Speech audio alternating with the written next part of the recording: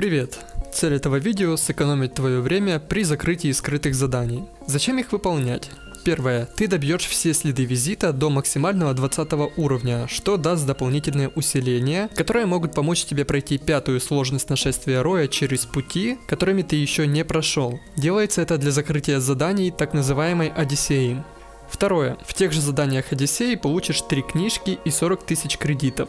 Третье. Получишь еще 21 книжку и 21 стандартный ящик, из которых лично мне выпало вот столько материалов. Ну и четвертое. Просто ради красоты. И Дрила бы оценила.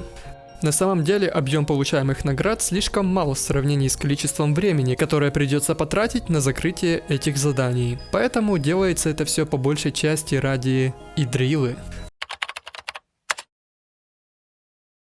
Как выполнить скрытые задания? Не обязательно сначала выполнять все обычные задания. Всего есть 7 скрытых заданий, связанных с каждым из этих путей. Чтобы выполнить каждое задание, нужно в диалоге после убийства босса выбрать каждый путь в сумме 20 раз, причем без разницы в каком порядке. Как выполнить задание максимально быстро? Рекомендую дослушать до конца. Это не байт, а ближе к концу будет информация о том, как сэкономить много времени, когда ты собрал почти все пути, но никак не можешь дособирать несколько оставшихся. Начнем. В любом блокноте выписываешь себе эти 7 путей. Выбираешь первый уровень сложности, свой самый сильный отряд, по возможности Жуань Мэй из-за сильной техники. Путь обязательно распространение. При входе в первую зону старайся выбирать то, где дают диковины. Эта диковина сэкономит кучу времени. Стараешься пробежать мимо первых 2 противников и начать бой только с последним, хоть и получаться это будет не всегда. Бои пускай всегда проходят на автобое, чтобы ты не тратил лишние силы. Ведь полное закрытие скрытых заданий лично у меня заняло около 6 часов. А именно, я их закрыл за 4 дня. С учетом того, что до этого немало отыграл в нашествие Роя, и у меня уже были выполнены все обычные задания.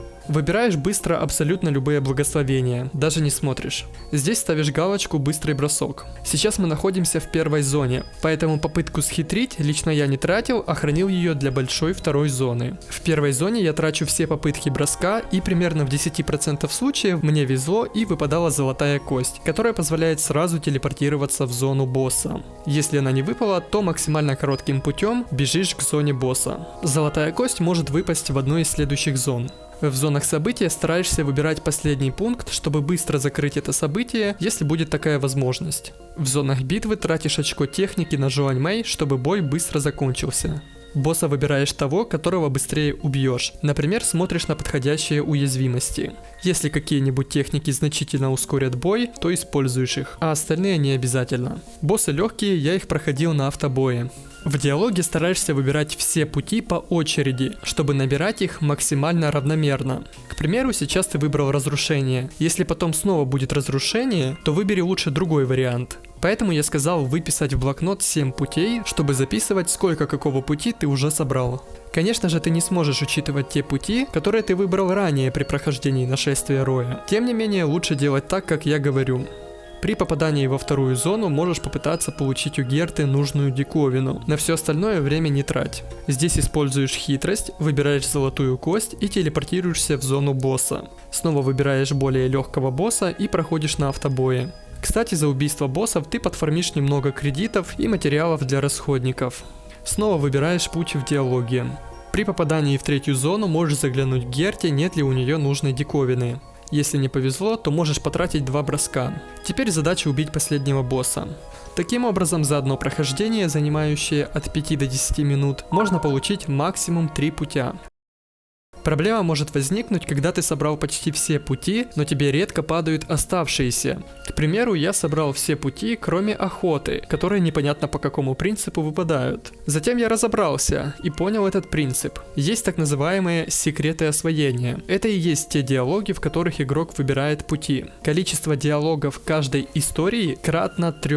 То есть на какую бы историю ты ни посмотрел, там либо 3, либо 6, либо 9 диалогов. Устроено это таким образом, что после прохождения первого босса тебе выдадут либо первый, либо четвертый, либо седьмой диалог рандомной истории. В зависимости от того, каким был диалог после первого босса, остальные два диалога за второго и третьего боссов будут следующими по порядку, который здесь указан. Например, после первого босса тебе выпал первый диалог этой истории. Это значит, что после второго босса точно будет второй диалог этой же истории, а после третьего точно третий диалог. Если же после первого босса тебе выпал четвертый диалог, то после второго босса точно будет пятый и после третьего шестой. Благодаря тому, что теперь мы точно знаем, какой диалог будет у второго и третьего боссов, мы также знаем, какие там есть пути. Чтобы это узнать, достаточно выбрать нужный диалог и нажать «Пройти заново», после чего пути отобразятся. Таким образом, убив первого босса и прочитав название истории и номер диалога, ты точно будешь знать, стоит ли тебе проходить остальных боссов, так как ты уже наперед знаешь, есть ли у них нужные тебе пути. Если нет, то выходишь и начинаешь заново. Чтобы сэкономить тебе еще больше времени, я сделал таблицу, в которой показано, у какого диалога какие есть пути.